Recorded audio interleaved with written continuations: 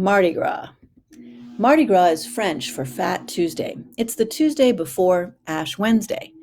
Mardi Gras is your last chance to party before Lent. Ash Wednesday is the first day of Lent. Lent is 40 days of fasting and self reflection, a time where you give up something in order to understand how important all the blessings are in our life. Most religious traditions have some example of a time period where you give things up, whether it's giving up eating during the daylight hours or giving up meat altogether. So, in order to celebrate at Mardi Gras, you really need to be giving something up. So, Mardi Gras itself is a parade and carnival that happens on the last day of partying before Lent. The biggest parties for Mardi Gras are in Rio de Janeiro, Brazil, and New Orleans in the United States. There are also all other places. Venice, Mobile, Alabama has the oldest in the United States. During those Mardi Gras festivities, people wear masks so that others don't recognize them when they're behaving wildly. As you can see in this picture, the traditional colors for Mardi Gras are purple, green, and gold. The purple represents justice, the green represents faith, and the gold represents power. Now, along the parade routes that happen, people throw out necklaces from the floats, and people along the parade routes try to catch them. You might not have ever experienced this, but maybe you saw it if you watched the Princess and the Frog, the Disney movie. And in this picture down in the lower corner, you can see Tiana there up on top of the signs with some necklaces hanging from the sign. And here's somebody throwing necklaces, tossing them out from the parade float. Lots of beads. Now, they used to be made of glass, and so you'd try to catch them so they wouldn't fall to the ground and shatter. Now they're made from plastic, come from China, and so a lot more necklaces are thrown out. In fact, 25 million pounds in New Orleans in 1 year. Now, it's not good for the environment. So consequently, the city of New Orleans has created a float at the very end of the parade, the last float, and it's the catch and release float. It's a chance for you to throw your necklace back, aim it at a big hoop to get it in order to encourage people to recycle. But in 2018, only 100,000 pounds were recycled out of the 25 million pounds that were thrown. So we're going to pause for a moment, take your calculator. What percentage was recycled? You take the 100,000 divided by 25 million, that's 6 zeros. You set up your fraction, and I went ahead and reduced my fraction before I divided because that was a lot of zeros to type into the calculator. I end up with 0.4%. Less than 1% of the beads that are thrown at Mardi Gras in New Orleans are recycled. So let's think about that. How much money are they spending on these necklaces that are not recycled? I looked online and you can buy a 35-pound box of beads for $43.95. So how many boxes do they need to supply the city with 25 million pounds? We're going to have to divide that 25 million pounds into 35-pound box increments. Divide it. You end up needing about 714,286 boxes. Now, those boxes are not bought by the city. They're bought by crews, spelled with a K, K-R-E-W-E. Those are groups of people that sponsor a float, sponsor a band, sponsor the artists that are part of the Mardi Gras tradition. They dance in the streets. They are the ones that are spending money. Many crews are spending money to buy these boxes of beads. So how much money are they spending? Well, remember, each box I found online was $43.95. So how much does that cost? Over $31 million is being spent on necklaces that are thrown to the tourists and the crowds along the parade route. Now, what if they instead bought recycled beads? I found online that recycled beads are sold for $20 a box. And again, we still know there's about 714,286 boxes to supply the city. How much would it cost? How much money would be spent if they bought recycled beads? It would only cost about $14 million.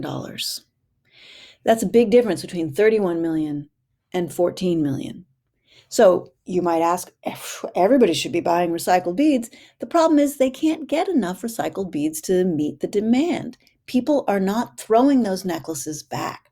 So why are they holding on to those necklaces? What makes those necklaces so valuable? Let's figure out what one necklace costs. Each box has 30 bags of 12 necklaces each, and the box costs $43.95. So our first step is going to be how many necklaces are in each box? 30 bags of 12 each makes 360 necklaces in each box. Now we're going to split up the cost across all of those necklaces. And remember, splitting things up means we're doing division. We're going to do money per necklace.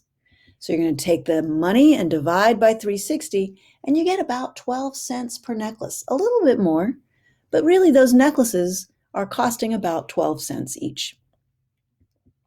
Now, what makes them cost 12 cents? Originally, the beads really come from the oil fields because you need petroleum to make plastic like polystyrene or polyethylene. That plastic is then shipped to China and in factories where teenagers like you make those beads. Those teenagers are paid about $285 per month, and they're expected to make 200 necklaces a day.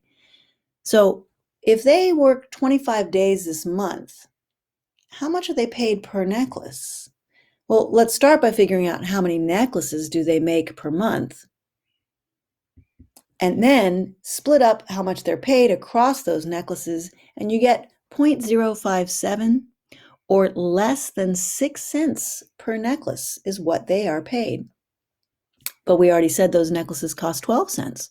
So where's the difference between 6 cents and 12 cents? Well, it's profit for the company. It's the cost of shipping.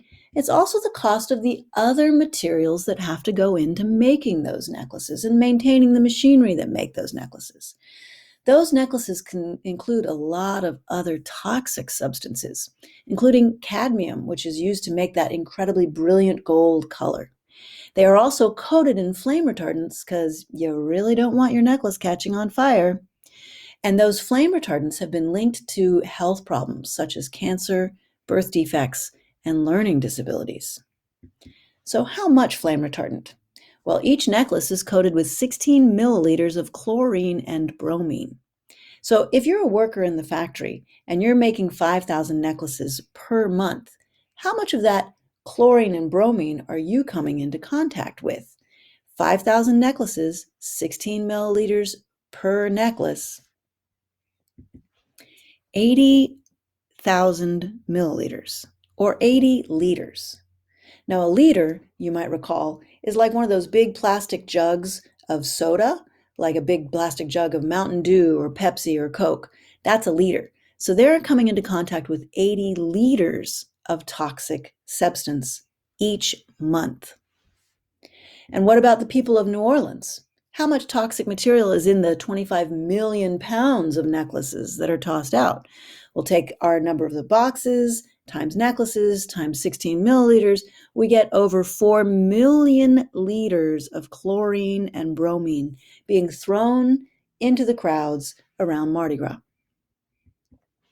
And they don't all get caught. Those necklaces are not all caught. They get trampled into the soil and crushed and turned into dust. So it turns out that the soil along the parade routes tests higher for lead and other toxic chemicals than in other neighborhoods of New Orleans. And lead in particular has been shown to cause developmental disabilities for young children. Do not chew on your necklaces. It does not have to be this way. The plastic beads were only introduced in the 1970s. When I was a young child, they were still throwing glass beads and you had to catch them. New groups are trying to make biodegradable, non-toxic beads. They're making them out of recycled paper, putting people to work in New Orleans making the beads so that they can make a living. Things can change. And in fact, things are changing right now. The bars are closed. The parades have been canceled. But people in New Orleans still have the spirit of Mardi Gras. They are decorating their houses to look like parade floats. They're having an incredible sense of humor when they do it, having all sorts of jokes about COVID and being, in quarantine. They're making puns on words like mask because they used to wear masks, but a different kind of masks, right? For Mardi Gras. And now you can even see in this house on the upper floor, they're honoring the frontline healthcare workers that are all wearing masks, including the dog is wearing a mask. You can see that they're wearing purple and gold. That gold there is the fleur-de-lis symbol from the St. Louis team. The Dolly Parton house is putting up big posters and decorations, and Dolly Parton wearing a mask. This is keeping a lot of the artists employed. So the artists are making big pieces of work that go on all these houses, and the work they're doing continues to honor the diverse crowd of people that have been a part of Mardi Gras for a long time, whether they are African American, Native American, Chinese American, Hispanic American. The bands will continue to play. All throughout New Orleans, where bands used to march in the parade, they're now performing in front of these decorated houses, and people can drive by. Got to keep the musician going. Got to keep dancing, even if you're in quarantine. You got to keep the food going.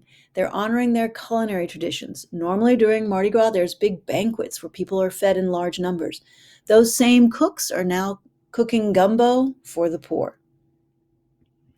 They're honoring the political leaders that have met their needs, whether leaders of the past, the present, or the future.